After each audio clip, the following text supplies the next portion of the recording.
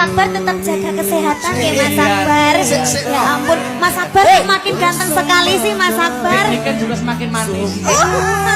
Ya ampun, di sini tuh ada anak yang panas soalnya. Oh, anak yang panas. Anak yang panas, kita panas-panasin aja. Oh iya. Dia itu pernah suka sama aku soalnya. Oh, itu yang Iya. Terima kasih ya. Sama-sama. Gini sayang. Apa? Aku tuh kalau ngasih kesampaian itu ndak ada kabar Mas. Meskipun sampean kemarin ulang tahun kan nggak tak ucapin toh, Iya. tapi bukti nyata. Oh, iya. Loh.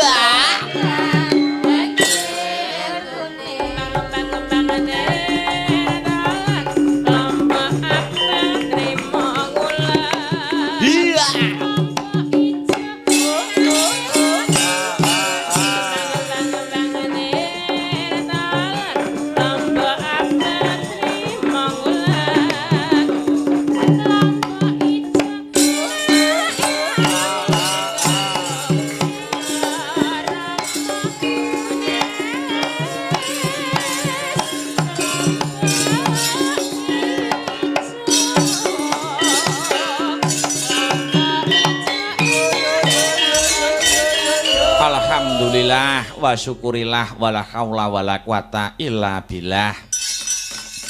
Amma ba'du. Selamat pagi Mas Gareng. Ya Le, Dek Petruk, selamat pagi juga untuk kamu. Selamat pagi Dek Bagong. Pagi Mas Petruk. Piye Mas Gareng? Apa isih tetep semangat? Lho. Kowe aja nyepelekake semangatku Le.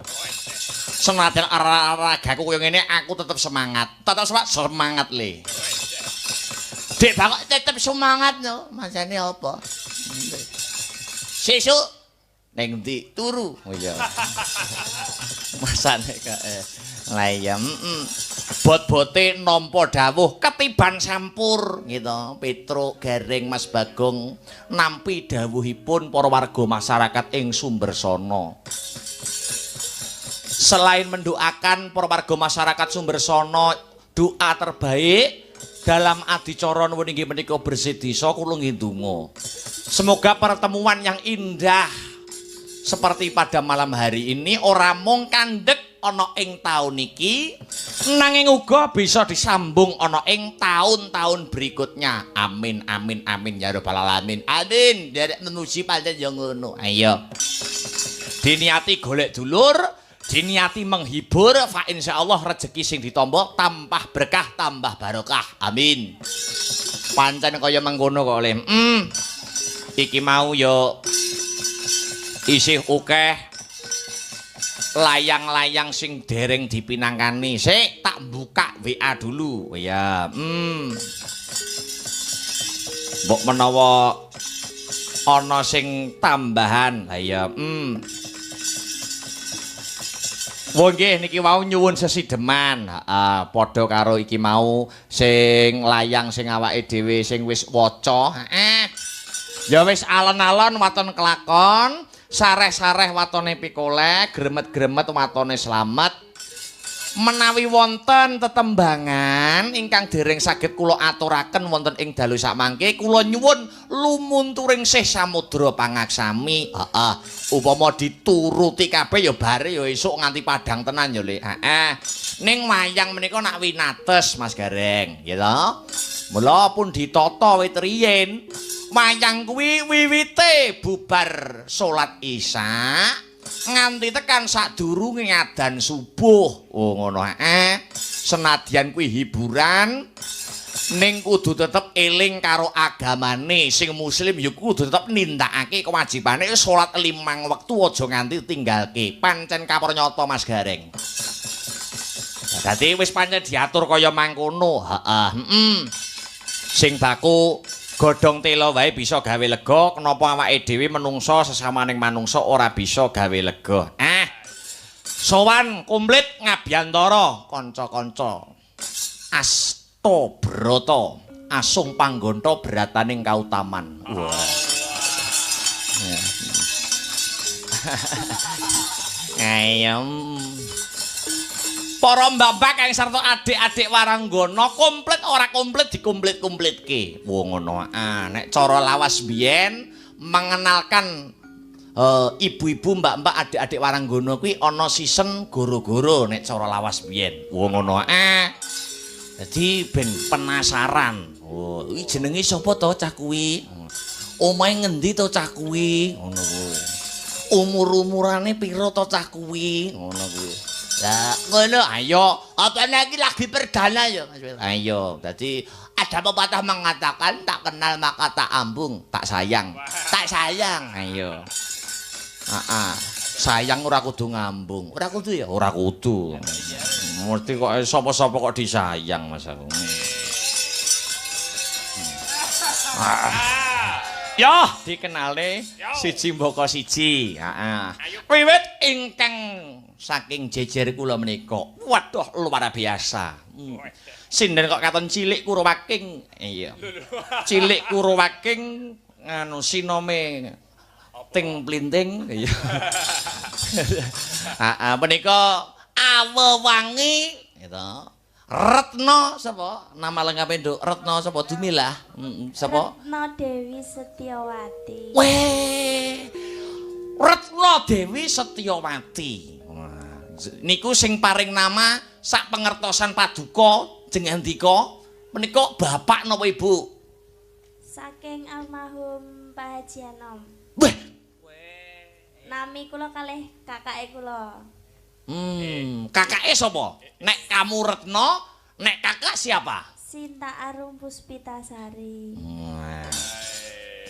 Sinta Ayu Puspitasari. Sinta Arum. Arum Puspitasari.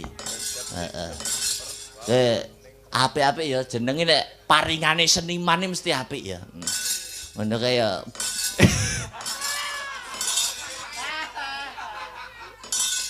iya. Luar biasa. Ngono kae operator sound jenenge apa ya apik ya. Kok jenenge Facebook Denny Arma ngono. Arma ki apa? Arek mancing. Punika Mbak Retno panggilanipun para sederek, mijil saking Semarang Kota Atlas. Wah. Punika sak menika menempuh kuliah wonten Institut Seni Indonesia Surakarta. Semester pinten Mbak Yu? Semester 4. Kowe ladalah 4. Nggih. Materinipun ingkang didamel ujian menika menapa kemawon sing wingi nang sing gending-gending. Sineman glatik glinding. Glatik glinding. Gendingipun bandelori. Bandelori niku penak tenan pancen. Kalajengaken eling-eling kasmaran ketawang megatro. Oh iya, nek bandelori duwemen aku. Iya. Lah iya, idola kula niku bandelori. Nggih, Terus nglerek sampingipun punika nek kelairane menika mijil saking Nganjuk asri tapi sak menika berdomisili wonten ing Sidoarjo. Wah, menika Awowangi nama lengkapnya adalah Mbak Aulia Pangesti. Oh, ki sak mbake awake dhewe, sak mbake awake dhewe. Wah, ya, iki calone ya wis arep-arepi ya, Le. Calone ya wis nemu sing dari jodone sok Agustus dadi manten. Wah, dipuji aja mung dadi bojo ning dadi jodoh. Amin. Ya mergo bojo karo jodohe beda. Bojo iki iso pinisah karo apa wae. Nek jodoh iki hanya maut yang memisahkan. Wah ya. Mbak Aulia Pangesti saking Sidoarjo. Nglerek samengipun malih punika mijil saking Kota Ngawi Ramah. Awewanginipun Mbak Yovika Listiarisma. Wah, iki sak adike awake dhewe upama umur-umurane. Nggih, punika nggih kula anggap dadi adik kula piyambak. Kula mboten tegel, mboten tega, mboten mentala nek kalih Mbak Yovika menika. Awit kula menika ngrumangsani, kula menika anak ragil ora duwe adik. Dadi adik kula menika Mbak Yovika menika.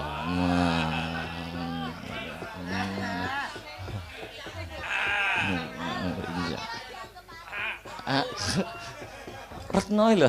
Liyane ora dikepadi.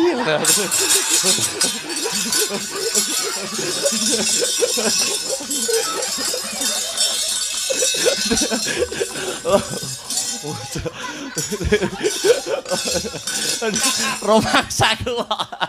Iya, saking Kota Ngawi. Ayo. Mbak Yovika dipegang mic-nya. Nek Nganjuk menika makanan khasnya itu adalah nasi becek. Becek menika sate kambing diwenehi soto ngaten terus diwenehi bumbu kacang. Nek Ngawi menika makanan khasnya napa Mbak Yovika? Kula pengen ngerti. Mergi kula jarang dolan teng Ngawi. Nggih. Anu Mas, lha kula niku nggih mboten nate kuliner Mas. Wah, ya ampun. Tepo enten mboten mriki tepo. Tepo arang ning kene tepo, jarang. Nggih Ngawi tepo terus cemuhe enten mboten. Wah, ora roh kuwi cemuhe iki apa cemuhe iki, Cik? Cemuhe niku minuman. Kados apa ya? Asli napa nggih? Oh, ronde ngono ta, koyo angsle. Meh ngoten niku. Angsle, wedang asli. Niku asli Ngawi nggih. Banyak di Ngawi banyak ya itu wedang cemuhe itu. Banyak, Mas. Wah ya, kapan-kapan aku tak ngombe cemuhe. Wah ya. Nggih, monggo katuran pinarak Ngawi. Yo, kapan-kapan nek kapinujon longgar tak dolan ya, Nduk. Nggih. Ayo. Mas manggeaken. Ayo, heeh. Ngelerek sampingipun malih. Ayo. Punika sinden kelahiran saking Kediri-kedirinipun semen sakmenika hijrah wonten ing Karanganyar tentram. Wah. Awewanginipun Mbak Birgita Ayu Setiani Haryanto. Wah. Menika sampun lulus saking Institut Seni Indonesia Surakarta. Punika upami leting punika sak baraan kula. Oh, Mbak Birgita kuwi lho. Heeh, wis tak anggap soulmate-ku dhewe. Sahabatku dhewe kuwi. Bestiku dhewe.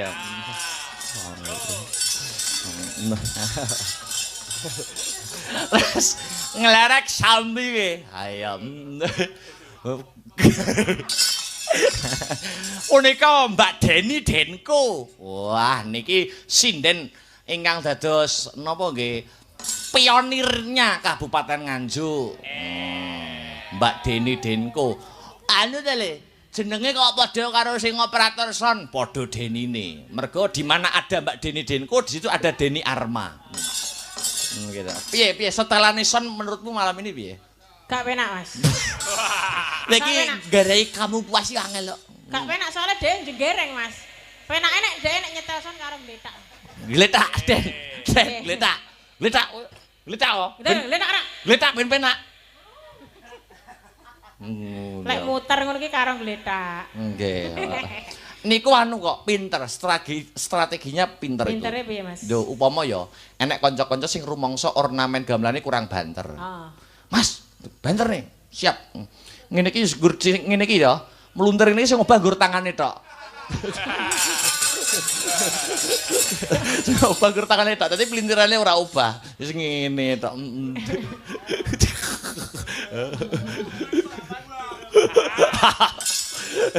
Iya luar biasa Mbak Deni. Jenenge Deni iki biasane apik-apik lho Mas.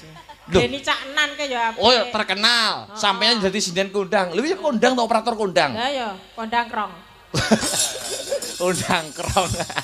Lah iya. Kok enek jenenge Deni rupane kaya rambut jaji. Niku ge bejaji lho, ganteng gitu kok ya. Apa iya, Mas? Ganteng-ganteng serigala ngaten kok. Gak tau adus sih padahal.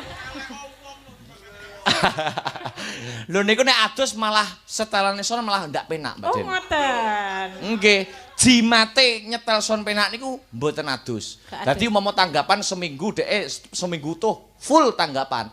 Adus pisan bubrah setelane son. Ampuh tenan. Berarti ya gak cawik Mas.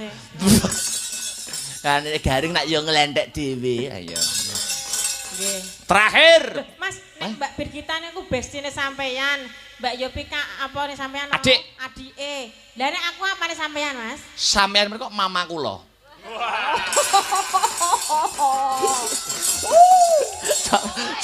Aja mama to, aja mama. Pak mami. Aku mau nek mama. Mami. Mami ya mau aku. Mami sing golekne wong lho biasane, mami. Aku mau nek mami. Lapa nek mama emoh, mami emoh pengen dianggap seperti apa saya sendiri? Tante. Wah. Tante. Tante. Oh kudu nek nyebut tante iki kudu anu kala-kalah kubro ya. Tante. Tante. Sing iso nyebut tante iki Retno saya. Ret jajal muni tante. Nganggo mic, nganggo tante ngono. Contonge dipasang. Heeh. Tante. Oh iya. Kok yo apik ya nek sing muni wong ayu ya. Bae apik ngono karo aku. Terakhir punika adalah Bu Parsinem ingkang minangka dados pengemonging mbak-mbak Kang Sarto adik-adik Waranggono. Mijil saking Kedung Dawa Nganjuk. Nika putrane nggih sinden sakmenika dereng saged ikut karena kondisi badan belum fit. Oh ya. Ya, saiki gliak-gliak waton kecandak ya Le. Heeh, ngaturake tetembangan. Langsung nyang langgam wae. Oh iya, ning nganggo bawa. Heeh. Sesi deman. Sik iki mau sapa ya sesi deman ya tak wacane sik. Engko nek ora disebutke ndak gawe gelo. Sesi deman mriko ketoke saka WA mau WhatsApp. Nggih. Pun mengke kula menyusul saking sinten ning ditembangke dhisik. Ayo, Sapa ya? Mbak Aul ya, Mbak Aul sik ya. Mbak Aul kok memanik. Mbak Aul memanik. Berarti Mbak Denko berarti. Iya. Mbak Denko. Ya. Oh ya, nggak mau kalau dipanggil Mbak Famfe. Famfe. Angkel. Angkel-angkelon iki jare. Angkel-angkelon. Iso ingkel-ingkel.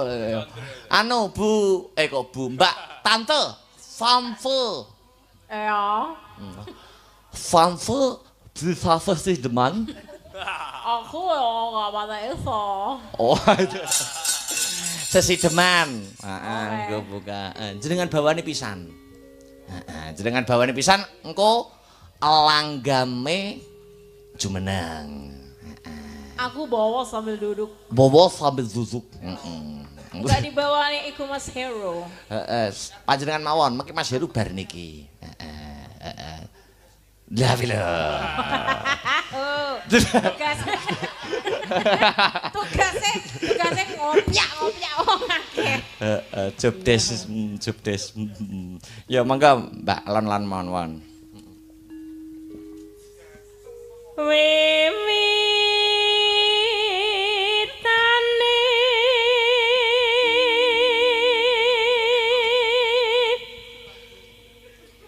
anderek sang peke Heeh. Prenyo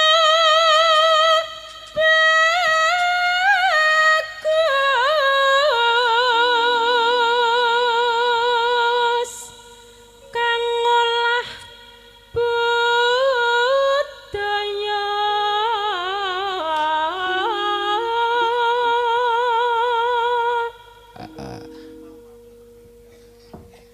sowan menyang kutha gedhe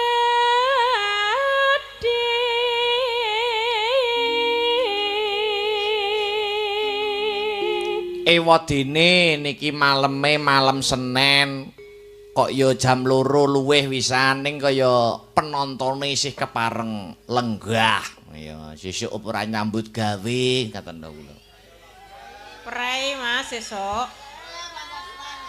Tanggalanmu piye to Mas? Mosok merah tanggale. Tanggalanmu ireng kabeh kok.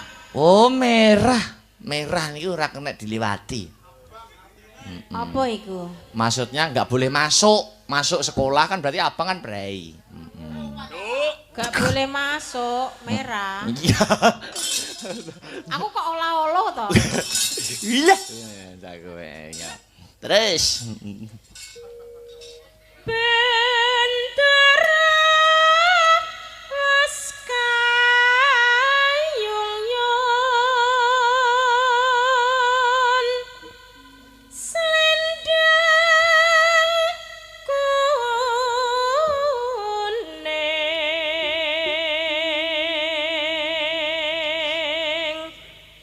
kang saking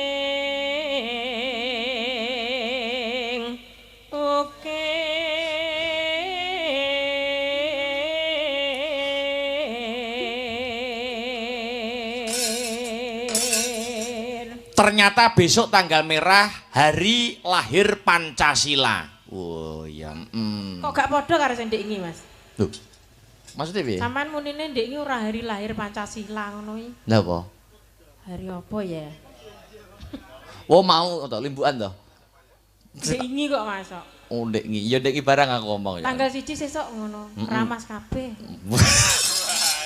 Lengke masih leren adus sing resik kan maksudnya kan leren nek adus dhisik niku istirahat dapat tenang. Nggih. Oh nek bar tanggapan kudune keramas ya Mas. Nggih no niku ning kesehatan bagus gitu. Ya. Oh iya. Ya. Suara kurang permana ning wasesa krung rom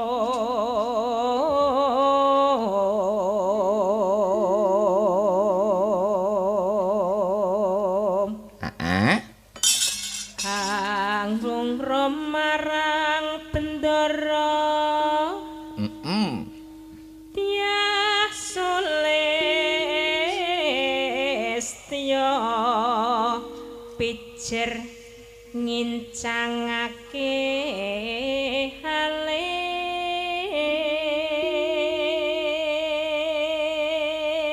Yuk karo berdiri pelan-pelan Mbak Dinku dadekke. Terus tresno sesideman.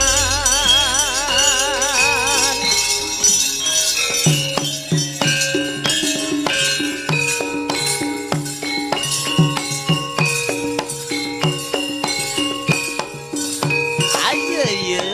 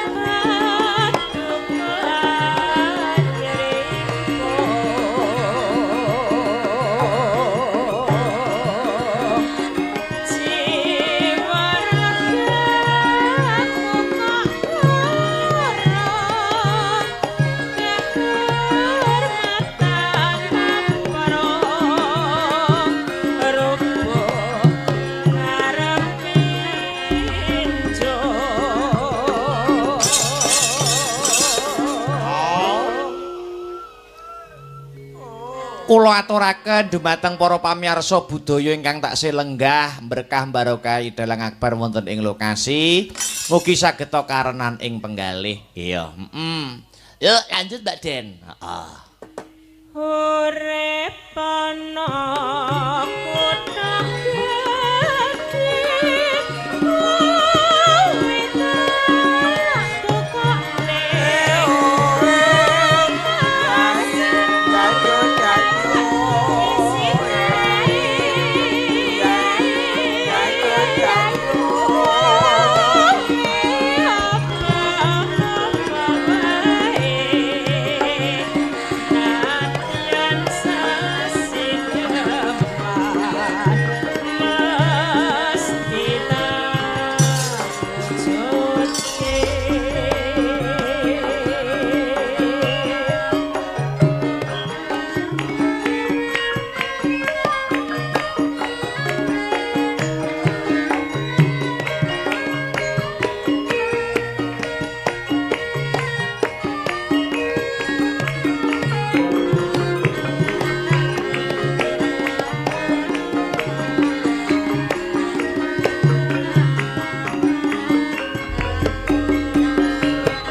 Yo.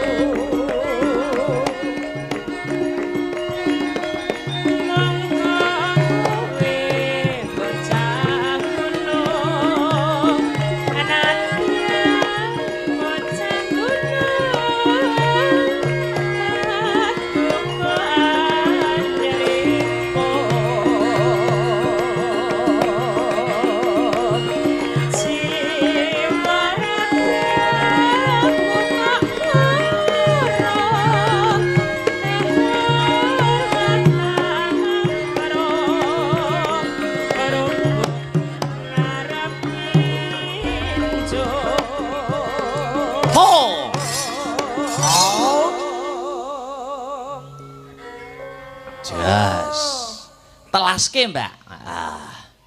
Urip ana kutha gedhe kowe tak tukokne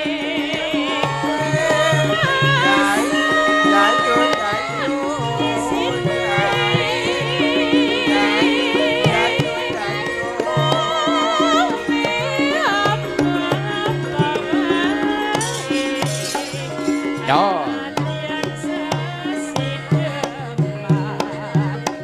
Yo.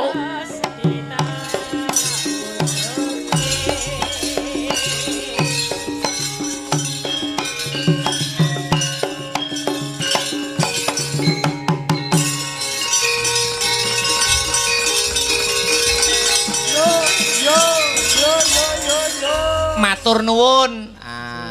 Mbak Dinko ingkang sampun ngaturaken sesideman niki nggih karya besar Ki Haji Syukuron Suwondo. Wah ngono ya Dik Petruk. Nggih. Luar biasa. Sumber sono untuk pada malam hari ini kena kanggo tepo palupi desa-desa liyane ya Truk. Ayo. Padha-padha lengkonge suasanane aurane antara Sumber Sono karo Jati Sari, Jati Punggur kepungkur wis beda ya, beda. Sing nonton wis beda. Ambak ana sing nyusul ning lokasi ku ya tetep menentukan. Ayo, ngaturaken panuwun kula ambali malih dumateng Bapak Kepala Desa. Ugi warga masyarakat ingkang sampun paring kapitadosan dumateng kula sak kanca ngono ya Dik Petruk. Dadi warga masyarakat nyuwun astabrata wis disembadani karo Bapak Kepala Desa. Ayo. Dadi apa wae besok sing dadi gegayuhane Bapak Kepala Desa kudu bareng-bareng disengkuyung karo apa sing dadi lapisaning para masyarakat. Ya, apike ya kaya mangkono. Simbiosis mutualisme. Saling menguntungkan. Sak banjure apa Le? Niki wau permintaan saking FMA Fan Militan Astabrata ingkang memonitor lumantar nuwun inggih menika kanal via streaming YouTube Astabrata Media. Langgame memanik sing nembang Mbak Aulia. Anu ora ketang sithik Mas Heru bawanana Mardika mawon Mas. Ayo. Wah, jan luar biasa. Wis bebas merdeka. Ngarepe kanca-kanca ambekan, leren. Ayo. Mangga Mas Her.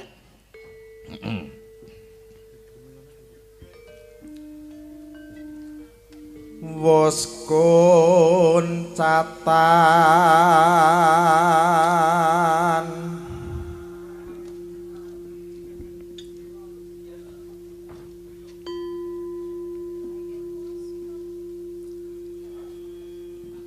tresno asih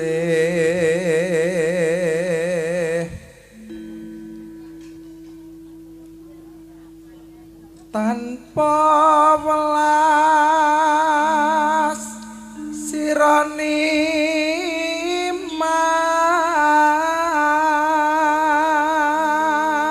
Mas Heru tetap semangat toh? Semangat. Oh iya, semangat. Nek rada ibaratnya mangan yo nganggo kececer. Heeh. Sing Kadang-kadang kula no kaya apa ya nyawana Iya. Lah kaya dengenane. Kok nyandak nyawa berani lho aku. Yen olah rasa lah kok apa kae dengenane kae. Heeh. Anu ta. Erang-erang ubaya. Ya ampun. Oh ya balabak malah heeh. Aku nyandak emban mak nyut ngene aku. Yo. Nyawane sukma ilang. Wit saka hadrengkar sane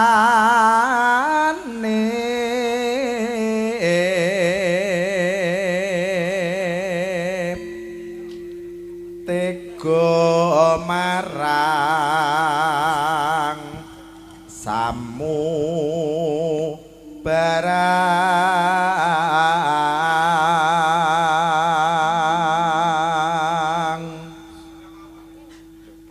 ingkang kasandang benjang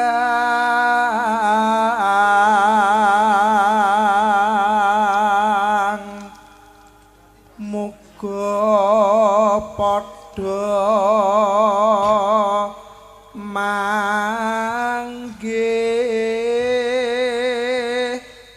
hayu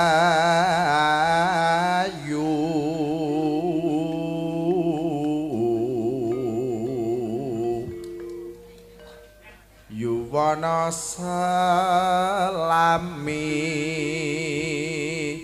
nira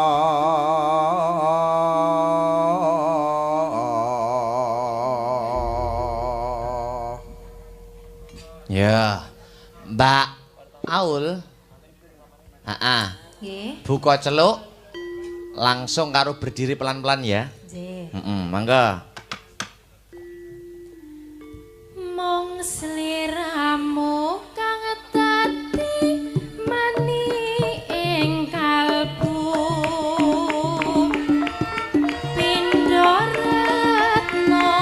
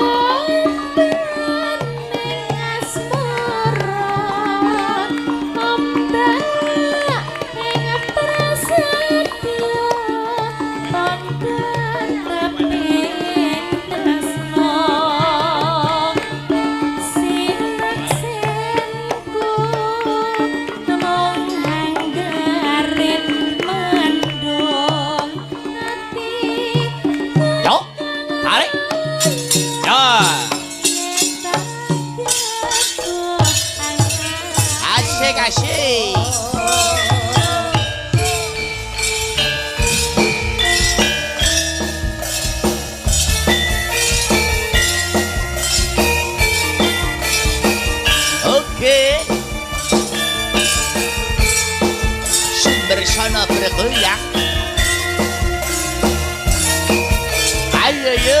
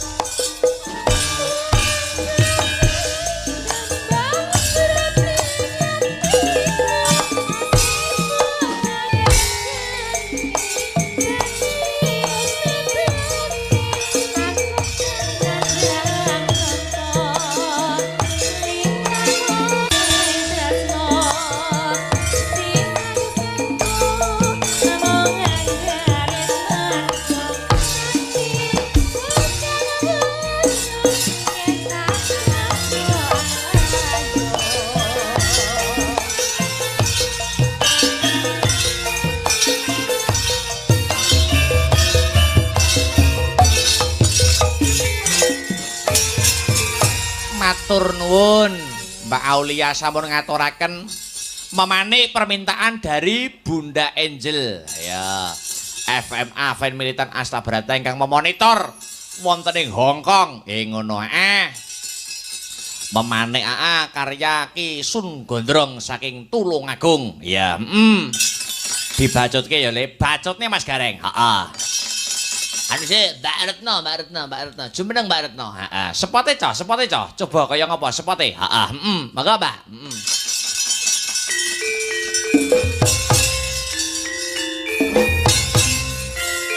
Yo.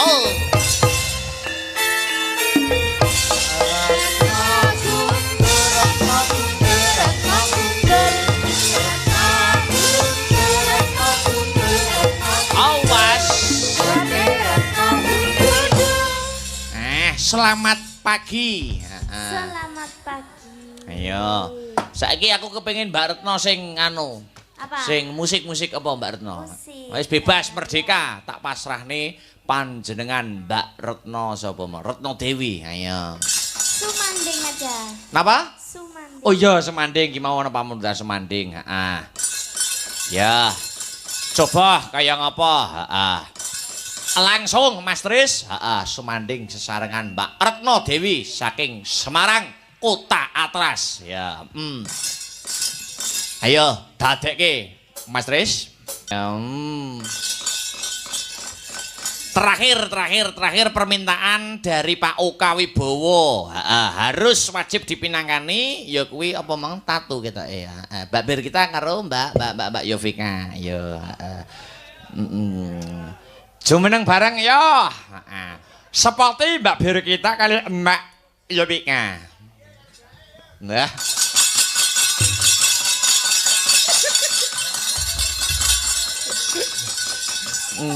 Nggih, maksudnya penonton niku di Astabrata itu semua seperti sama kakak adik gitu loh.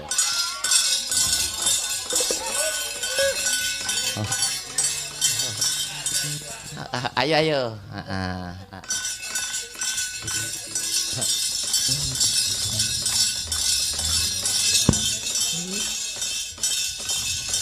Selamat pagi, Mbak Bir. Selamat pagi, Pak. Selamat pagi, Dek Yovika. Oke, selamat pagi, Mas. Ayo. Loh, kok Yovika mah celuk Dek, kok aku kok gak? Lho sampean kan sak baraan kula. Ya berarti gak usah Mbak Bir bae ngono lho. Biasanya nek orang nek sahabatan ini pasti ada ini panggilan khusus ki nek gue akrab. Nek aku rekan kan bisa ndan. Hai ndan, aku nek jenengan kan Mas Akbar napa Mbak? Kita apa ya, Pak? Itu kacuk ya. Kok ya mengikuti lho. Wis bar gak sedo tayang kok Pak. Nggih. Ora sedo tayang bar wisan. Permintaan dari Pak Oka, Mbak Bir, karo Dik Yovika. Heeh. Tatu tembange. Lawas ki an nggih. Jenenge blocking panggung ki ya kok kelet ae jane nyapa lho. Iki lho Pak suwi-suwi tak ih lho. Sapa to Deni to? Deni lho Pak. Kurang. Mbok raup Den. Ya. Jawane iki dikongkon kelet ngene iki lho Pak. Oh, Lah ngene nyapa? to. Ya ora apa-apa, ayo Mbak Klet gak apa-apa ngene. Iya. Tak foto jadi. Aja gelem dipoto Deni ya. Kok mbok jual Mas? Ya. Kok kontraknya ning Facebook diposting. Dadekne Mas Tris, ayo. Hey!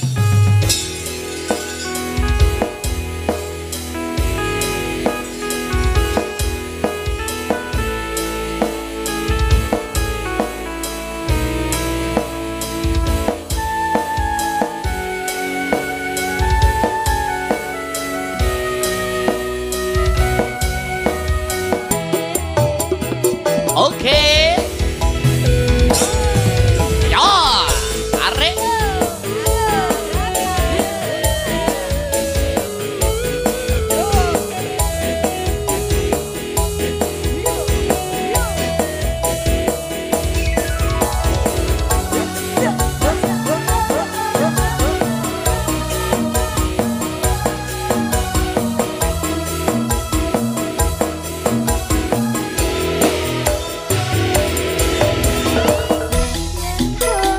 Watone rata sing baku nderek memuji muga-muga sumber sono dadi sumbering katentreman karaharjan keng sarta kabecikan ayem tentrem ayem sing dadi para warga masyarakate tentrem sing dadi wilayahe nutuke lakon ayo tak derekke Mas Gareng Mas Petru ya.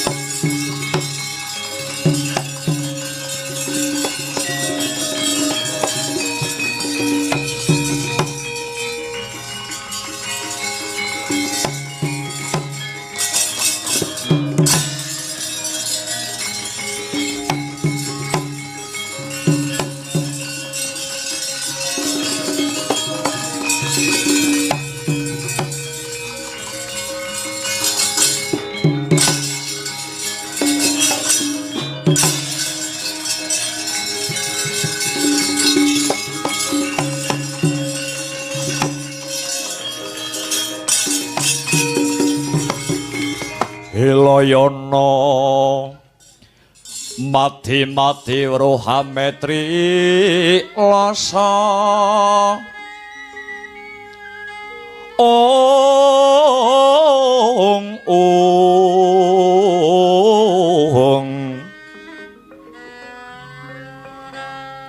manglono mangapetira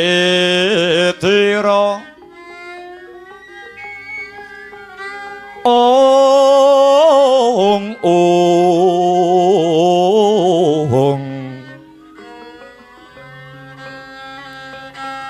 gending marioneng tapane si Cakalaya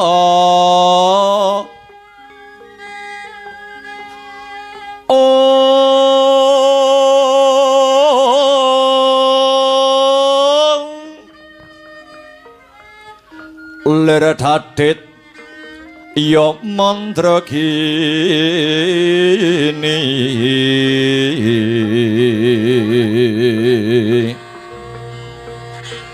ya nontono si Joko lamar